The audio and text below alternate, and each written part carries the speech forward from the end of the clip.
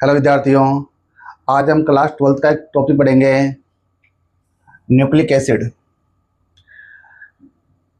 यह topic molecular basis of inheritance chapter का topic है। न्यूक्लिक एसिड कहते किसे हैं? न्यूक्लिक एसिड होते हैं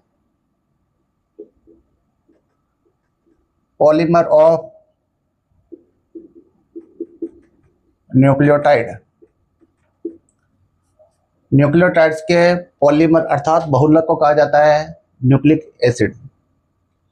न्यूक्लिक एसिड दो टाइप के होते हैं। इनके अगर टाइप की बात करें तो दो टाइप के होते हैं। एक टाइप होता है डीएनए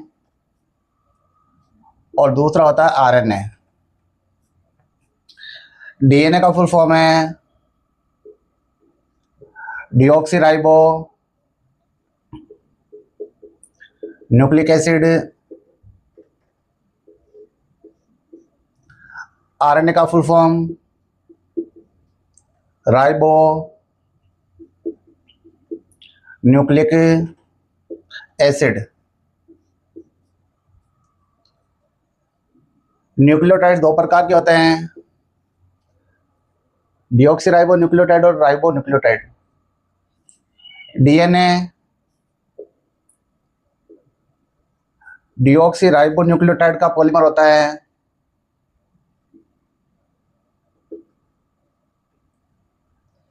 और आरएनए यह होता है राइबो न्यूक्लियोटाइड का पॉलीमर। तो डीएनए की डेफिनेशन इस प्रकार से आप दे सकते हैं कि DNA is a polymer of deoxyribo nucleotides. RNA की डेफिनेशन इस प्रकार से हो जाएगी, RNA is a polymer of ribo nucleotides. Mostly organism का जेनेटिक मटेरियल होता है डीएनए। कुछ वायरस ऐसे होते हैं जिनका जेनेटिक मटेरियल आरएनए होता है। इस चैप्टर में हमें सबसे पहले डीएनए के बारे में स्टडी करनी होती है और उसके बारे में पढ़ना होता है आरएनए। तो पहले डीएनए पढ़ेंगे, फिर पढ़ेंगे आरएनए।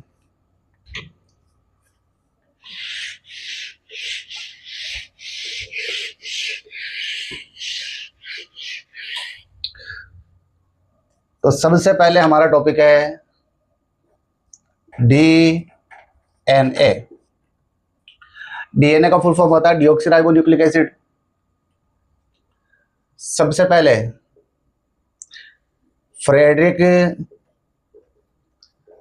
मिशर इन्होंने 1869 में डीएनए को आइडेंटिफाई किया अर्थात डिस्कवर किया और इन्होंने डीएनए का नाम रखा न्यूक्लिन। डीएनए की डेफिनेशन इस प्रकार से है कि यह पॉलीमर होता है डीऑक्सीराइबो न्यूक्लियोटाइड्स का।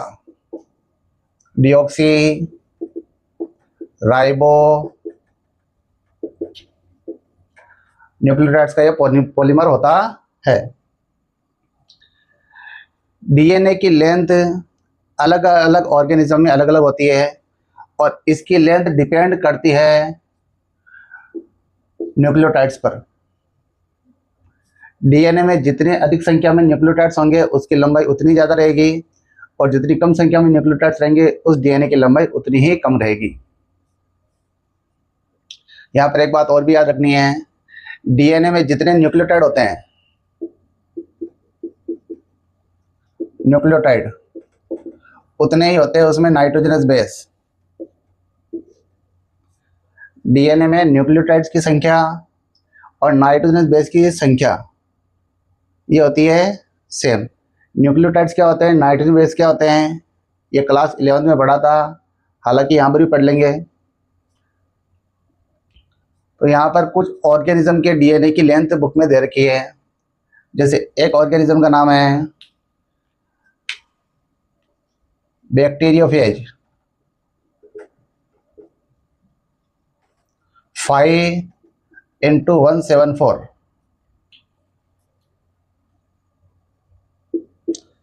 5386 बेस, यानी इस वायरस के डीएनए में 5386 नाइट्रोजन बेस होते हैं, या बोल सकते हैं न्यूक्लियोटाइड्स होते हैं। एक ऑर्गेनिज्म की और दे रखी है बैक्टीरियोफेज लैम्डा। इस वायरस के डीएनए में 48,502 बेस पेयर होते हैं, या बोल सकते हैं न्यूक्लियोटाइड के पेयर होते हैं। इकोलाई बैक्टीरिया, इसके डीएनए में 4.6 इंटू 10⁻⁶ बेस पेयर होते हैं। हमारी बात करें ह्यूमन, तो ह्यूमन के लिए अगर हैप्लॉइड सेल है, हैप्लॉइड सेल मीन्स हो गया कि सेल में 23 क्रोमोसोम्स है, तो उसमें डीएनए में न्यूक्लियोटाइड्स हो जाएंगे या बेस हो जाएंगे 3.3 इंटू 10⁻⁹ बेस पेयर या न्यूक्लियोटाइड्स के पेयर। अगर डिप्लॉइड सेल है, यानी सेल में क्रोमोसोम की संख्या है 46, तो उसमें डीएनए में 6.6 इंटू 10⁹ बेस पेयर या न्यूक्लियोटाइड के पेयर हो जाएंगे। तो ये एनसीईआरटी बुक में कुछ ऑर्गेनिज्म के डीएनए में कितने बेस होते हैं वो दे रखे हैं। तो यहाँ पे हम देख सकते हैं ह्यूमन के लिए जो डिप्लॉइड सेल है उसमें 6.6 इंटू 10⁹ बेस पेयर आ रहे हैं, और इकोलाई में 4.6 इंटू 10⁻⁶ आ रहे हैं। बैक्टीरियोफेज लैम्डा में 48,502 बेस पेयर आ रहे हैं। बैक्टीरियोफेज 5 इंटू 174 में 5,386 बेस आ रहे हैं। तो अगर बात करें डीएनए की लंबाई की, सबसे अधिक लंबा डीएनए इनमें से होगा ह्यूमन की डिप्लॉइड सेल का, उससे छोटा डीएनए हो जाएगा इकोलाई का, उससे छोटा बैक्टीरियोफेज लैम्डा का, और सबसे छोटा हो जाएगा बैक्टीरियोफेज 5 इंटू 174 का। हमें यहाँ पर डीएनए की स्ट्रक्चर के बारे में पढ़ना है। डीएनए की स्ट्रक्चर को समझने से पहले हमें समझना पड़ेगा न्यूक्लियोटाइड्स को, कि न्यूक्लियोटाइड्स किसका बना होता है, इसके कंपोनेंट्स क्या होता है, इसका स्ट्रक्चर क्या होता है। तो पहले हम समझेंगे न्यूक्लियोटाइड, और उसके बाद हम पढ़ेंगे डीएनए का स्ट्रक्चर।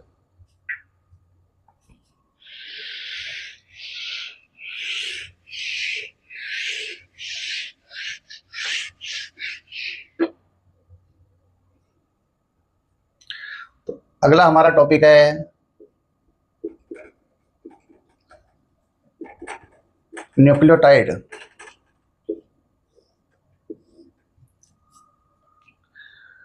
न्यूक्लियोटाइड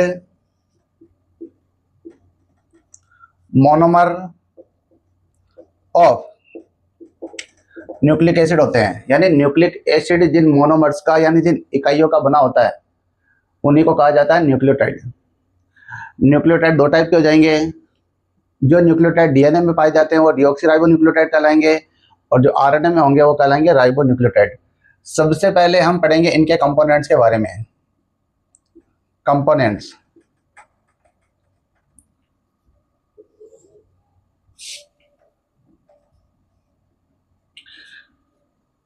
न्यूक्लियोटाइड के 3 कंपोनेंट होते हैं।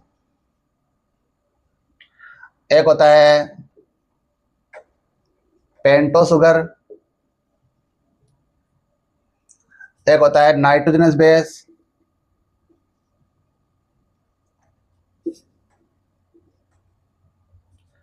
और होता है फॉस्फोरिक एसिड, या इसको आयन फॉर्म में लिख सकते हैं फॉस्फेट। न्यूक्लियोटाइड इन 3 कंपोनेंट से मिलकर के बना हुआ होता है। सबसे पहले कंपोनेंट का नाम है पेंटो सुगर। पेंटो सुगर मीन्स हो गया ऐसी शुगर जिसमें 5 कार्बन होते हैं, उन्हें कहा जाता है पेंटोज। यहाँ पर 2 प्रकार की पेंटोज पाई जाती है। एक तो होती है राइबोज, और दूसरी होती है डीऑक्सीराइबोज। राइबोज और डिऑक्सी राइबोज। राइबो शुगर का फॉर्मूला C5H10O5 होता है। डिऑक्सी राइबोज में एक ऑक्सीजन कम हो जाता है, तो इसका फॉर्मूला बनेगा C5H10O4। राइबो शुगर पाई जाती है आरएनए में, और ये पाई जाती है डिऑक्सी राइबोज डीएनए में। अब हम बनाएंगे इनका स्ट्रक्चर। तो राइबोज का अगर स्ट्रक्चर बनाएं तो यहाँ पर इस प्रकार से बनेगा। 5 कार्बन है, इस प्रकार से एक रिंग बना देते हैं। इस रिंग के शीर्ष पर यहाँ पर यह गए ऑक्सीजन, यहाँ पर ये कार्बन हो गए 4। ये पहला कार्बन है, इसको नंबर दे दिया जाता है 1 डेज, दूसरे कार्बन को 2 डेज, तीसरे कार्बन को 3 डेज, चौथे कार्बन को 4 डेज, और एक कार्बन होता है रिंग के बाहर, उसे नंबर दे दिया जाता है 5 डेज। इस प्रकार से 5 हो गए कार्बन। पहले कार्बन से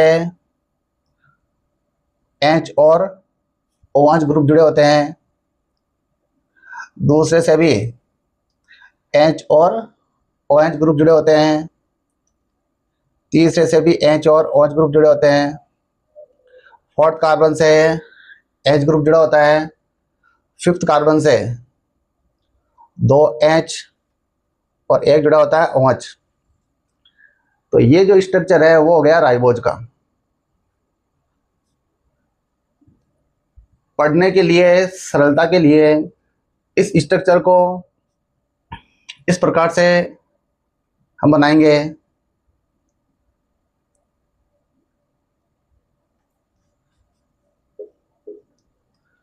ये 1 डेज कार्बन, ये 2 डेज, 3 डेज, 4 डेज, ये 5 डेज। तो ये वाला स्ट्रक्चर हम यहाँ पर पढ़ने के लिए काम में लेंगे। इसको काम में लेंगे तो फिर काफ़ी कॉम्प्लिकेटेड हो जाएगा। इनके नंबर दे देता हूँ। ये हो गया 1 डेज कार्बन, ये 2 डेज, ये 3 डेज, ये 4 डेज। यहाँ पर जो बाहर कार्बन रहेगा उसका नाम है, नंबर है 5 डेज। तो इस प्रकार से हो गए। अब बात करते हैं डिऑक्सी राइबोज की। तो डिऑक्सी राइबोज में राइबोज के कंपैरिजन में एक ऑक्सीजन कम होता है, और वो ऑक्सीजन कम होता है ये वाला, यानी यहाँ पर ओ नहीं लिखना है। अगर ओ यहाँ से हट गया तब यह बन जाएगा डिऑक्सी राइबोज, और ओ लग गया तो ये है राइबोज। तो इस प्रकार से हमने इन दोनों की स्ट्रक्चर पढ़ ली। अब हम बात कर रहे हैं नाइट्रोजनस बेस की। इसकी अगर शॉर्ट फॉर्म लिखना चाहे तो इस प्रकार से लिख सकते हैं NB, nitrogenous base. Nitro base की स्ट्रक्चर 11th क्लास में थी, स्ट्रक्चर तो हम यहाँ पर नहीं पढ़ेंगे, केवल इनके नाम पढ़ेंगे। Nitrogen base heterocyclic organic compound होते हैं, जिसमें रिंग में कार्बन के अलावा नाइट्रोजन एलिमेंट पाया जाता है। इनके 2 टाइप हो जाएंगे। एक हो जाएगा प्यूरिन, और दूसरा टाइप हो जाएगा पायरिमिडीन। प्यूरिन और पायरिमिडीन।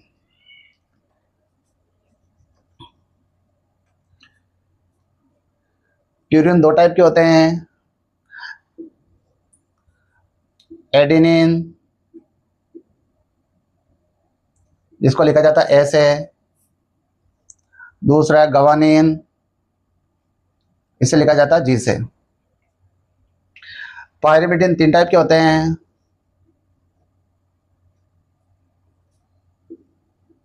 साइटोसिन, इसे लिखा जाता है सी से,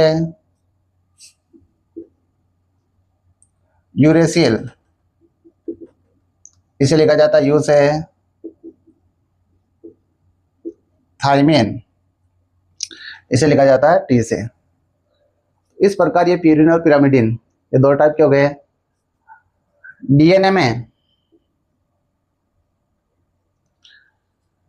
यूरेसिल नहीं होता, बाकी सभी होंगे, एडेनिन, गवानीन, साइटोसिन और थाइमिन, ये नाइट्रोजन बेस होंगे डीएनए में। बात करते हैं आरएनए की, तो आरएनए में थाइमिन नहीं होता है, बाकी सभी होंगे ए, जी, सी और यू। अब हम बात करेंगे फॉस्फोरिक एसिड या फॉस्फेट की। फॉस्फोरिक एसिड का फॉर्मूला होता है H3PO4, या अगर फॉस्फेट के रूप में इसको लिखे तो इसके 3 आइटम हट जाएंगे, तो ये बन जाएगा PO4 3-, और इसका सिंबल ये लिखा जाता है, P लिख करके इसको सर्कल में बंद कर दिया जाता है। तो ये हो गया फॉस्फेट का सिंबल, और यही सिंबल हम पढ़ने के लिए काम में लेंगे। तो इस प्रकार हमने देखा न्यूक्लियोटाइड में 3 कंपोनेंट होते हैं, और ये तीनों आपस में जुड़े होते हैं। ये कैसे जुड़ते हैं हम यहाँ पे समझ सकते हैं इसको। एक न्यूक्लियोटाइड का अगर डायग्राम बनाना चाहूँ, इसकी संरचना का डायग्राम इस प्रकार से बनेगा। एक तो होती है पेंटोज, तो इस प्रकार से मैंने यहाँ पर पेंटोज लिख दी। पेंटोज में ये पहला कार्बन, ये दूसरा कार्बन, ये तीसरा, ये चौथे नंबर का कार्बन, और ये रिंग के बाहर है, यहाँ पर सी लिख देते हैं, ये हो गया 5वें नंबर का कार्बन। ये पेंटोज शुगर है। इस पेंटोज शुगर के पहले कार्बन से नाइट्रोजनस बेस, इसको लिख सकते हैं NB, ये जुड़ जाता है। यहाँ पर जो बॉन्ड बनेगा उसका नाम होता है ग्लाइकोसिडिक बॉन्ड। बॉन्ड का नाम लिख देता हूं मैं, ग्लाइकोसिडिक बॉन्ड, या बोल सकते हैं लिंकेज। और 5वें कार्बन से फॉस्फेट या फॉस्फोरिक एसिड, जो भी आप बोल सकते हैं। और यहाँ पर जो बॉन्ड या लिंकेज है वो है एस्टर बॉन्ड। तो इस प्रकार ये जो स्ट्रक्चर अपने को दिख रहा है, इसी को बोला जाता है न्यूक्लियोटाइड। न्यूक्लियोटाइड में पेंटोज हो गई, इसके फर्स्ट कार्बन से ग्लाइकोसिडिक बॉन्ड के द्वारा नाइट्रोजन बेस जुड़ा होता है, और 5th कार्बन से एस्टर बॉन्ड के द्वारा फॉस्फेट या फॉस्फोरिक एसिड जुड़ा हुआ होता है। अब हम पढ़ेंगे पॉलीन्यूक्लियोटाइड चेन के बारे में। डीएनए क्या होता है? डीएनए न्यूक्लियोटाइड का एक लंबा पॉलीमर होता है। तो न्यूक्लियोटाइड मिलकर के बनाते हैं पॉलीन्यूक्लियोटाइड चेन, और वो पॉलीन्यूक्लियोटाइड चेन का जो स्ट्रक्चर है वो हम यहाँ पर पढ़ेंगे, और वो पढ़ने के बाद में हम पढ़ेंगे डीएनए का स्ट्रक्चर। डीएनए में 2 पॉलीन्यूक्लियोटाइड चेन होती है, जबकि आरएनए में केवल 1 पॉलीन्यूक्लियोटाइड चेन होती है।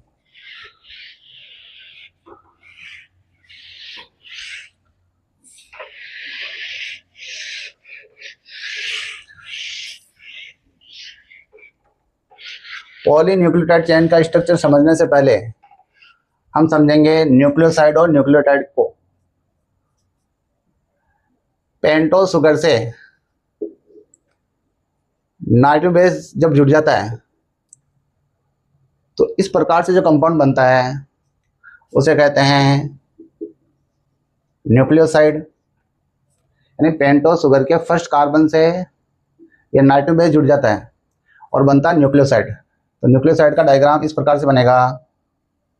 ये पेंटोज हो गई, इसका ये पहला कार्बन है, इस पहले कार्बन से जोड़ देते हैं नाइट्रोजनस बेस, और यहाँ पर ये जो बॉन्ड है इसका नाम है ग्लाइकोसिडिक बॉन्ड। तो ये जो स्ट्रक्चर है इसका नाम है न्यूक्लियोसाइड, और इस न्यूक्लियोसाइड से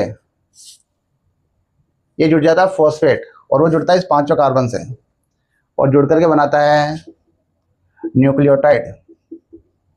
न्यूक्लियोटाइड, तो न्यूक्लियोटाइड हम यहाँ पर इस प्रकार से बनाएंगे। ये पहला कार्बन, इससे नाइट्रोजन बेस जुड़ा हुआ, तो ये तो हो गया न्यूक्लियोसाइड। यहाँ पर ये कार्बन नंबर है 5, और इसके साथ में हम जोड़ रहे हैं फॉस्फेट या फॉस्फोरिक एसिड को, और ये जो बॉन्ड है उसका नाम है एस्टर बॉन्ड। ये जो स्ट्रक्चर है वो हो जाएगा न्यूक्लियोटाइड। तो हम यहाँ पर पहले न्यूक्लियोसाइड पढ़ेंगे, इसके प्रकार पढ़ेंगे, फिर पढ़ेंगे न्यूक्लियोटाइड और उसके प्रकार, और उसके बाद में समझेंगे हम पॉलीन्यूक्लियोटाइड चेन का structure.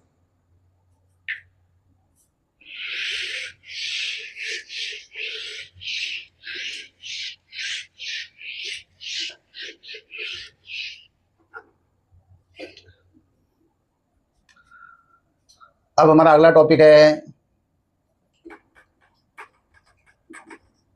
Nucleoside. Nucleoside pentose sugar plus nitrogen base की रिएक्शन से बनता है न्यूक्लियोसाइड। पेंटोज शुगर इस प्रकार से बनाई जाती है और इसका ये हो गया कार्बन नंबर 1 डैश लिखते हैं। नाइट्रोजन बेस NB, जब इनमें रिएक्शन होगी तो ये जो नाइट्रोजन बेस है वो ग्लाइकोसिडिक बॉन्ड के द्वारा इस पहले नंबर के कार्बन से जुड़ जाएगा और यहाँ पर जो OH है उसको रिप्लेस करके जुड़ता है और जो बॉन्ड बनेगा वो हो जाएगा ग्लाइकोसिडिक बॉन्ड। इस प्रकार से यह बन जाएगा यहाँ पर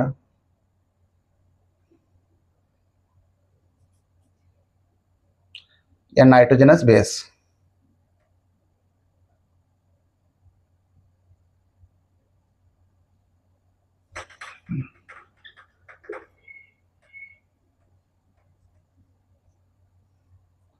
और ये हो गया कार्बन नंबर 1 डैश।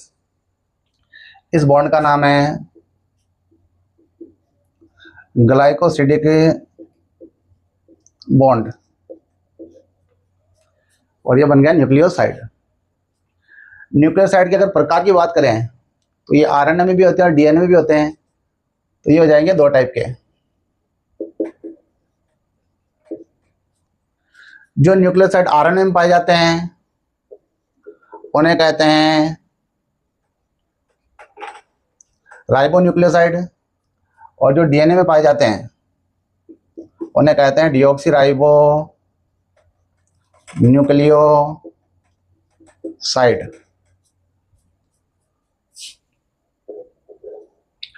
राइबोन्यूक्लियोसाइड और डिऑक्सीराइबो न्यूक्लियोसाइड ये पाए जाते हैं RNA में और ये पाए जाते हैं DNA में। पता कैसे करेंगे? अगर न्यूक्लियोसाइड के राइबो लगा है तो वो RNA वाला हो गया और न्यूक्लियोसाइड का लगा है डिऑक्सीराइबो तो वो हो गया DNA वाला।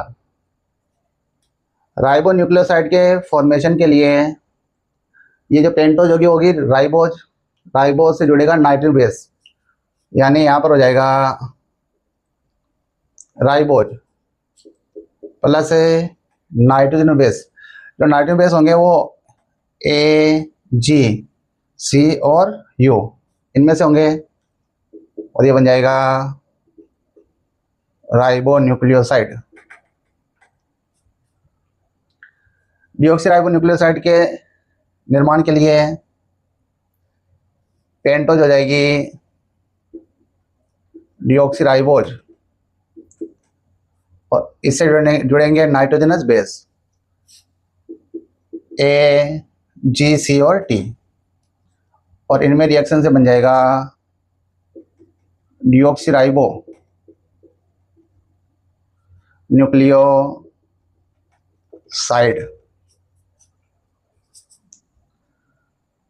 अगर स्ट्रक्चर बनाए तो स्ट्रक्चर सिंपल सा है। राइबोज इस प्रकार से राइबोज को बना दें और इनसे ये जैसे जुड़ रहे हैं नाइट्रोजन बेस तो ये इस प्रकार से बन जाएगा। इसको हम राइबोज मान रहे हैं और पहले कार्बन से जोड़ दिए नाइट्रोजनस बेस।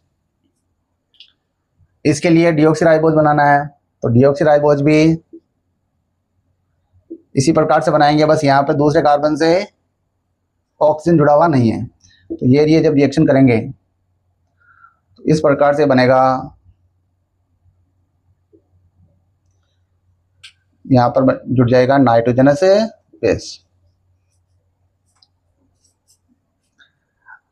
राइबोन्यूक्लियोसाइड इन नाइट्रोजनस बेस के आधार पर 4 टाइप के हो जाएंगे। अगर यहाँ पर इस राइबो न्यूक्लियोसाइड में नाइट्रोजन बेस आ रहा है एडेनिन, तो इसका नाम हो जाएगा एडिनोसिन।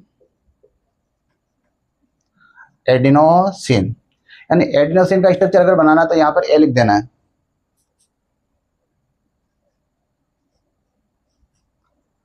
अगर नाइट्रोजन बेस आ रहा है गवानिन, तब इस राइबो न्यूक्लियोसाइड का नाम हो जाएगा गवानोसिन। अगर यहाँ पर नाइट्रोजन बेस आ रहा है सी, तो ये हो जाएगा साइटिडीन। और यहाँ पर यू अर्थात यूरेसिल आ रहा है तो नाम हो जाएगा यूरिडीन। अब हम बात कर रहे हैं यहाँ की, यहाँ पर नाइट्रोजन बेस अगर एडिनिन आ रहा है तब नाम हो जाएगा डिऑक्सी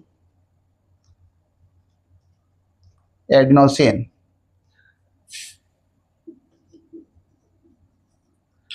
अगर यहाँ पर नाइट्रोजन बेस आ रहा है गवानिन, जी आ रहा है, तो नाम हो जाएगा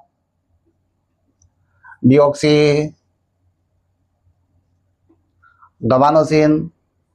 अगर यहाँ पर सी आ रहा है तो नाम हो जाएगा डिऑक्सी साइटिडीन। और अगर टी आ रहा है तो नाम हो जाएगा डिऑक्सी थाइमिडिन। तो इस प्रकार हमने यहाँ पर न्यूक्लियोसाइड कंप्लीट पढ़ लिए। अब हम पढ़ेंगे न्यूक्लियोटाइड के बारे में।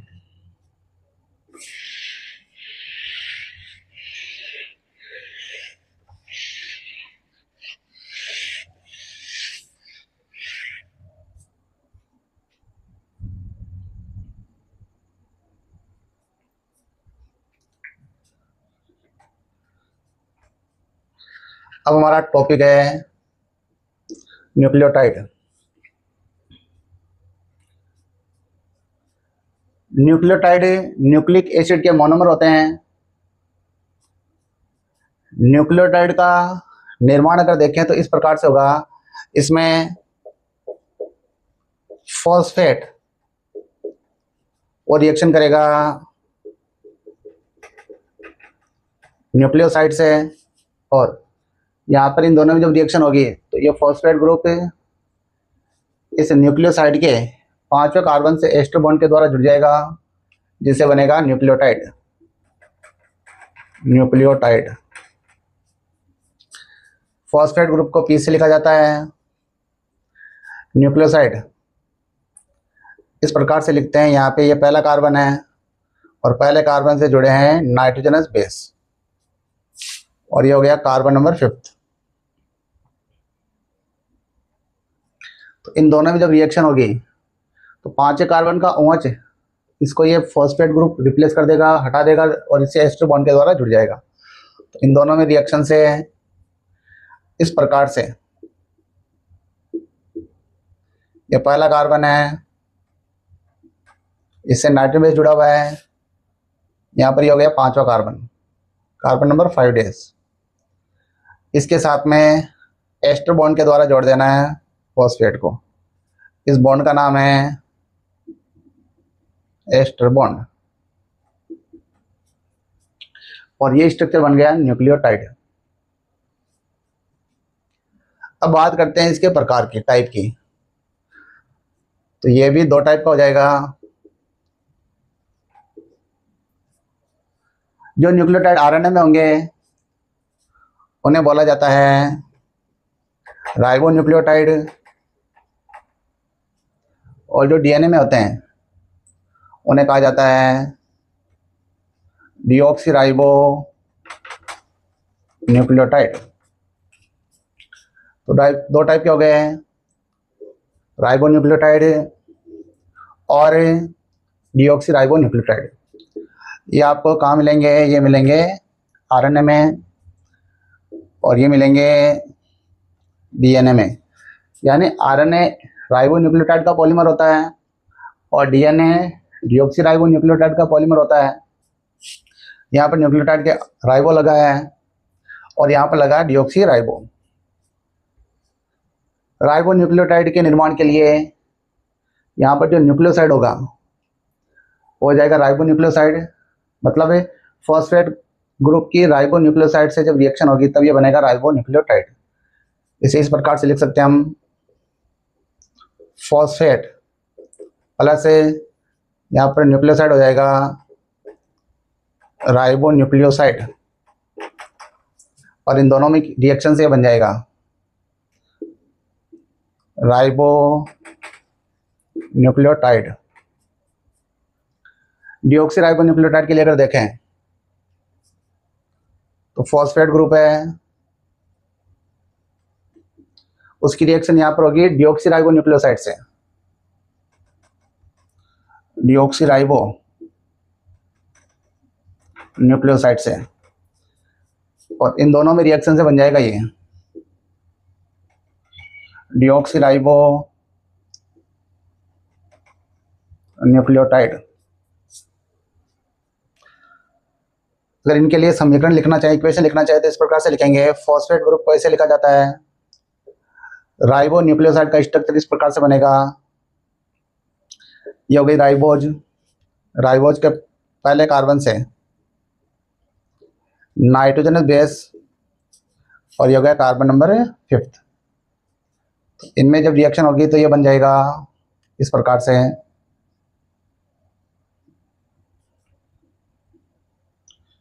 ये फर्स्ट कार्बन से नाइट्रोजन बेस और ये कार्बन नंबर 5, इसके साथ में जुड़ जाएगा एस्टर बॉन्ड, ये एस्टर बॉन्ड के द्वारा सॉरी ये फॉस्फेट से ये जुड़ जाएगा। इस प्रकार ये बन जाएगा राइबोन्यूक्लियोटाइड। यहाँ पर ये जो पेंटोज है वो राइबोज मानी है। अब अगर यहाँ की बात करें तो फॉस्फेट इस प्रकार से लिखेंगे, डिऑक्सी राइबोन्यूक्लियोसाइड इस प्रकार से लिखा जाएगा, ये हो गई डिऑक्सी राइबो शुगर, ये फर्स्ट कार्बन से नाइट्रोजन बेस जुड़ा हुआ है और एक 5वां कार्बन है, तो रिएक्शन होगी तो ये इससे जुड़ जाएगा।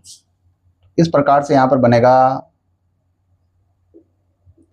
ये फर्स्ट कार्बन से नाइट्रोजनस बेस और ये 5वां कार्बन से ये जुड़ गया फॉस्फेट, तो ये स्ट्रक्चर हो जाएगा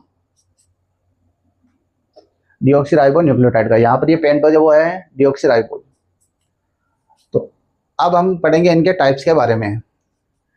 राइबोन्यूक्लियोटाइड ये नाइट्रो बेस के आधार पर 4 टाइप के हो जाएंगे, उनके नाम मैं लिख देता हूँ। अगर यहाँ पर नाइट्रोजन बेस अगर एडेनिन आ रहा है, यहाँ पर एडेनिन ए आ रहा है, तब इसका नाम हो जाएगा एडिनाइलिक एसिड, ऐसे बोल सकते हैं एएमपी, एडिनोसिन मोनोफॉस्फेट, यानी एडिनोसिन से सिंगल फॉस्फेट जुड़ा है तो एडिनोसिन मोनोफॉस्फेट। अगर यहाँ पर नाइट्रोजन बेस आ रहा है गवानीन, तो हो जाएगा गवानिलिक एसिड या गवानोसिन मोनोफॉस्फेट। अगर यहाँ पर नाइट्रोजनस बेस आ रहा है सी, तब नाम आ जाएगा साइटी डाइलिक एसिड, जिसको पढ़ेंगे CMP, साइटिडीन मोनोफॉस्फेट। अगर यहाँ पर यूरेसिल यानी यू आ रहा है, तब नाम हो जाएगा यूरिडाइलिक एसिड UMP, यानी यूरिडीन मोनोफॉस्फेट।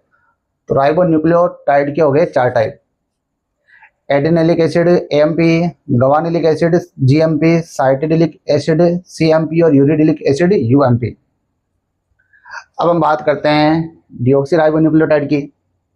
यहाँ पर ये नाइट्रोजन बेस जो है, इसके आधार पर ये भी 4 टाइप के हो जाएंगे। सबसे पहला, अगर यहाँ पर नाइट्रोजन बेस है एडेनिन, तो इसका नाम हो जाएगा डिऑक्सी एडिनाइलिक एसिड, या पढ़ सकते हैं DAMP, डिऑक्सी एडिनोसिन मोनोफॉस्फेट। यानी डिऑक्सी एडेनोसिन से सिंगल फॉस्फेट जुड़ा हुआ है। अगर यहाँ पर नाइट्रोजनस बेस आ जाता है गवानीन, तब इसका नाम हो जाएगा डिऑक्सी गवानिलिक एसिड या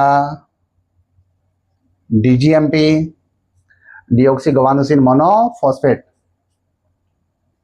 अगर यहाँ पर नाइट्रोजन बेस आ जाता है साइटोसिन, तब इसे पढ़ा जाएगा डिऑक्सी साइटिडाइलिक एसिड, डीसीएमपी, डिऑक्सीसाइटिलीन मोनोफॉस्फेट। यहाँ पर अगर नाइट्रोजन बेस आ जाता है टी यानी थाइमीन, तब इसे पढ़ेंगे डिऑक्सीथाइमी डाइलिक एसिड, डीटीएमपी, डिऑक्सीथाइमिडीन मोनोफॉस्फेट। इस प्रकार से ये हो गए 4 टाइप के। तो ये हमने न्यूक्लियोटाइड कंप्लीट पढ़ लिए। अब हम पढ़ेंगे डाई न्यूक्लियोटाइड के बारे में।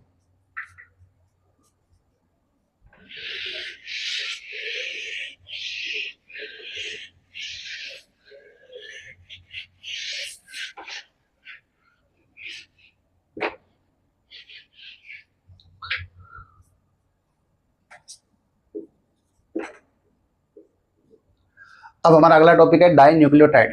डाई का मतलब हो गए 2, यानी 2 न्यूक्लियोटाइड आपस में जुड़ करके जो कंपाउंड बनाएंगे उसे कहा जाएगा डाई न्यूक्लियोटाइड।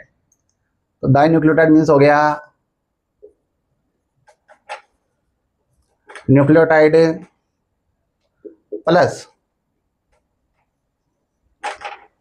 न्यूक्लियोटाइड, और इनमें रिएक्शन से बनेगा डाई न्यूक्लियोटाइड। तो मैं 2 न्यूक्लियोटाइड यहाँ पर बना देता हूँ। न्यूक्लियोटाइड में एक तो हो जाएगी पेंटोज, ये बना दी पेंटोज। इसके पहले कार्बन से नाइट्रोजन बेस जोड़ देते हैं, जैसे मान लो हमने जोड़ दिया एडेनिन। इसका ये जो 5वां कार्बन है, इसके साथ में जोड़ देते हैं फॉस्फोरिक एसिड या फॉस्फेट जो भी है। दूसरा न्यूक्लियोटाइड हम इस प्रकार से बना रहे हैं प्लस, इस प्रकार से ये पेंटोज हो गई। इसके पहले कार्बन से ये नाइट्रोजन बेस जोड़ देते हैं, मान लेते हैं ये गवानीन जोड़ दिया हमने, और ये कार्बन नंबर है 5, और इसके साथ में जोड़ देते हैं फॉस्फेट। तो जब इन दोनों में रिएक्शन होगी तो ये जो कार्बन नंबर 3 है, इस तीसरे कार्बन का हाइड्रोक्सी ग्रुप यानी OH ग्रुप, और इस फॉस्फेट ग्रुप में रिएक्शन होगी तो वो OH ग्रुप यहाँ से हट जाएगा, और ये फॉस्फेट और ये जो तीसरा कार्बन है वो एस्टर बॉन्ड के द्वारा जुड़ जाएगा। तो ये दोनों जुड़ जाएंगे, तो इस प्रकार से डाई न्यूक्लियोटाइड बन जाएगा। तो मैं इन दोनों को जोड़ के बना रहा हूँ यहाँ पर। ये पहला कार्बन है, इसके साथ में ये नाइट्रोजन बेस हो गया, ये कार्बन ये हो गया 5वां, और इसके साथ में ये हो गया फॉस्फेट, ये दूसरा है। तो इस प्रकार से ये दूसरा हो गया। इसके पहले कार्बन से ये जोड़ दिया गवानीन, और ये हो गया कार्बन नंबर 5। इस 5वें कार्बन से ये जुड़ा है फॉस्फोरिक एसिड। तो अब हमें क्या करना है, इसको और इसको जोड़ देना है। तो इस प्रकार हमने ये जोड़ दिया। तो एक एस्टर बॉन्ड तो ये है, और एक एस्टर बॉन्ड हो गया ये, तो 2 एस्टर बॉन्ड हो गए। तो इन दोनों को मिला के बोला जाता है फॉस्फो डाई एस्टर बॉन्ड। मैं यहाँ पर नाम लिख देता हूँ, फॉस्फो डाई एस्टर बॉन्ड।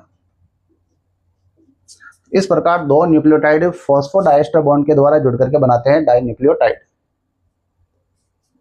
अब हम पढ़ेंगे पॉलीन्यूक्लियोटाइड चेन के बारे में। तो जैसे एक न्यूक्लियोटाइड से दूसरा जुड़ गया, दूसरे से तीसरा, तीसरे से चौथा, इस प्रकार से बहुत सारे यानी हजारों की संख्या में न्यूक्लियोटाइड आपस में जुड़ करके न्यूक्लियोटाइड की एक लंबी चेन बनाते हैं। और उसी को बोला जाता है पॉलीन्यूक्लियोटाइड चेन।